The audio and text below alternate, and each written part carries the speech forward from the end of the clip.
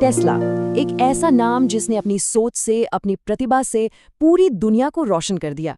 लेकिन कमाल की बात यह है कि उनकी अपनी जिंदगी अंधेरे में ही बीत गई। ये कहानी एक ऐसे जीनियस की है जिसके दिमाग में भविष्य की तस्वीर थी, पर जिसका अपना आज हमेशा मुश्किलों से भरा रहा। जरा सोचिए, 7 जनवरी 1943, न्यूयॉर्क होटल का एक साधारण सा कमरा। इसी कमरे में निकोला टेस्ला अकेले मृत पाए गए थे।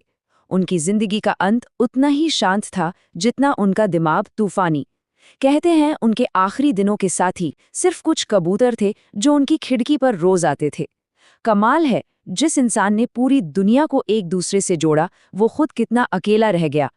तो सवाल यही उठता है कि भई जिस इंसान के नाम 300 से ज़्यादा पेटेंट हैं, जिसकी टेक्नोलॉजी आज भी हमारी दुनिया चला रही है, वो अपनी ज़िंदगी के आखिरी सालों में इतना अकेला और भुलाया हुआ क्यों था?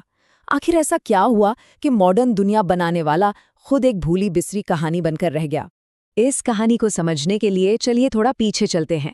10 जुलाई 1856, एक तूफानी रात, जब टेस्ला का जन्म हुआ, जन्म देने वाली दाई ने कहा, ये बच्चा तो अंधेरे की औलाद होगा। लेकिन टेस्ला की माँ ने जवाब दिया, नहीं, ये रोशनी की संतान बनेगा।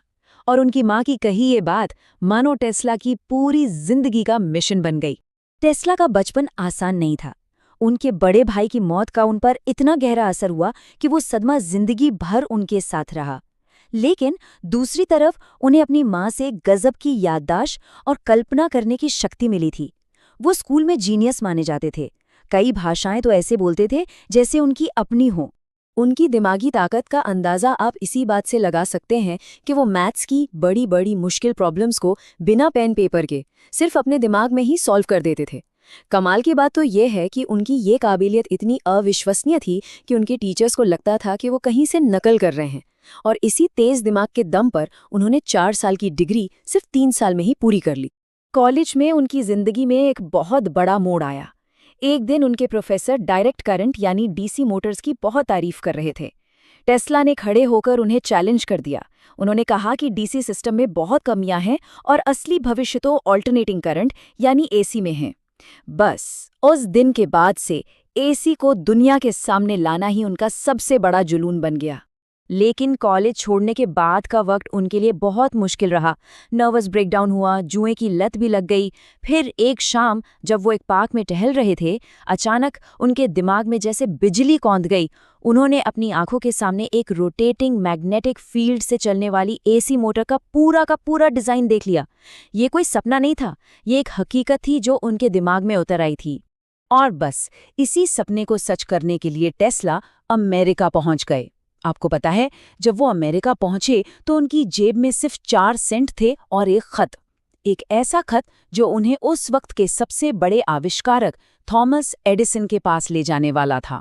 एडिसन और टेस्ला दोनों ही जीनियस थे, पर उनके काम करने का तरीका जमीन आसमान का था। एडिसन हजारों बार ट्राई एंड फेल करके सही चीज ढूंढते थे, जबकि टेस्ला वो पहले अपने दिमाग में ही पूरा आविष्कार बना लेते थे, उसे चलाकर देख लेते थे और फिर उसे हकीकत में बनाते थे। सोच का यही फर्क इतिहास की सबसे बड़ी वैज्ञानिक दुश्मनी की वजह बना। टेस्ला की प्रतिभा देखकर एडिसन ने उन्हें एक चैलेंज दिया। उन्होंने कहा कि अगर टेस्ला उनके पुराने बेकार डीसी पावर प्लांट को ठीक कर दें तो वो उन्हें $50,000 देंगे। आज के ज़माने में ये रकम $10 लाख से भी ज़्यादा होती। टेस्ला ने दिन रात एक कर दिया। महीनों की मेहनत के बाद उस नामुमकिन काम को मुमकिन कर दिखाया। और जब वो अपना इनाम लेने एडिसन के पास पहुंचे तो एडिसन हंसने लगे। बोले, टेस्ला, तुम हमारा अमेरिकी मजाक नहीं समझते। मतलब वो बस एक मजाक था। ये कोई मजाक नहीं, ये धोखा था। टेस्ला का दिल टूट गया और उन्होंने उसी वक्त एडिसन की कंपनी छोड़ दी। इसके बाद तो टेस्ला की जिंदगी का सबसे बुरा दौर शुरू हो गया।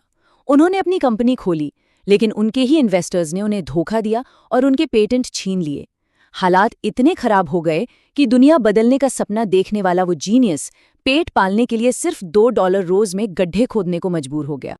लेकिन कहते हैं ना, हर अंधेरी रात की बात सुबह होती है।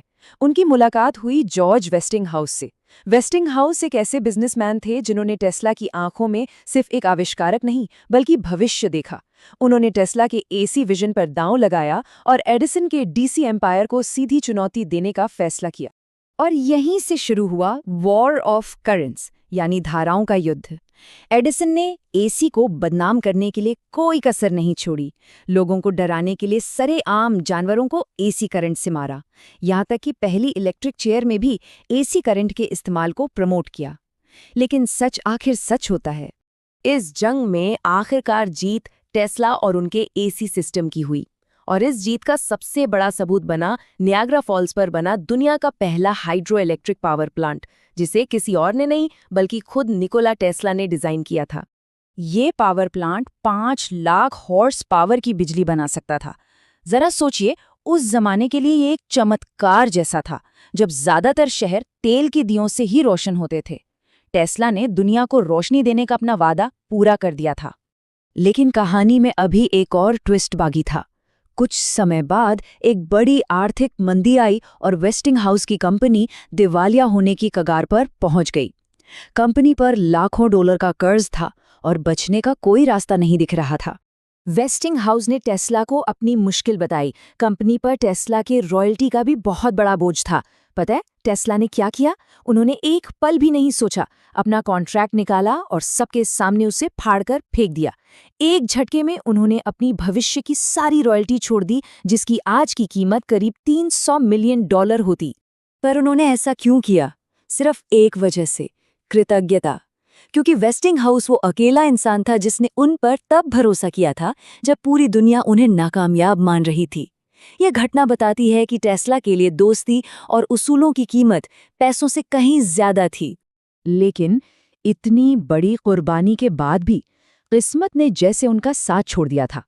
1895 में उनकी पूरी लैब जलकर राख हो गई। सालों की मेहनत खत्म। फिर मार्कोनी ने उनके ही पेटेंट का इस्तेमाल करके रेडियो का आविष्कारक होने का क्रेडिट ले लिया और आखिर में पैसों की कमी की वजह से पूरी दुनिया को वायरलेस बिजली देने का उनका सबसे बड़ा सपना भी अधूरा रह गया। तो घूम फिरकर हम वापस उसी सवाल पर आते हैं, आखिर इतना महान आविष्कारक इस हाल में पहुंचा कैसे? जवाब उनके आविष्कारों में नहीं बल्कि उनके स्वभाव में, उनके चरित्र में छिपा है। टेस्ला सिर्फ एसी करंट बनाने वाले नहीं थे। उन्होंने एक्सरे टेक्नोलॉजी पर काम किया, दुनिया का पहला रिमोट कंट्रोल बनाया और वायरलेस कम्युनिकेशन की नींव रखी। मतलब वो सारी चीजें जो आज हमारी जिंदगी का हिस्सा है, उनकी कल्पना टेस्ला ने 100 साल पहले ही कर ली थी। वो अपने समय में नहीं, वो भविष्य में जी रहे थे। असल में टेस्ला की जिसे हम विफलता कहते हैं, वो उनकी हार नहीं बल्कि उनका चुनाव थी। उनका मकसद कभी पैसा या शोहरत कमाना था ही नहीं। वो एक मानवतावादी थे जिनका एक ही सपना था, विज्ञान के जरिए इंसानियत की भलाई करना।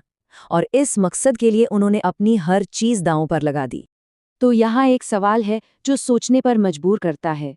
अगर किसी इंसान का लक्ष्य ही पैसा और शोहरत न हो, तो क्या उसे हम कंगाल या गुमनाम कह सकते हैं? या फिर टेस्ला अपनी शर्तों पर अपने मिशन में पूरी तरह से कामयाब हुए? और शायद हमें ही सफलता की परिभाषा को दोबारा सोचने की जरूरत है।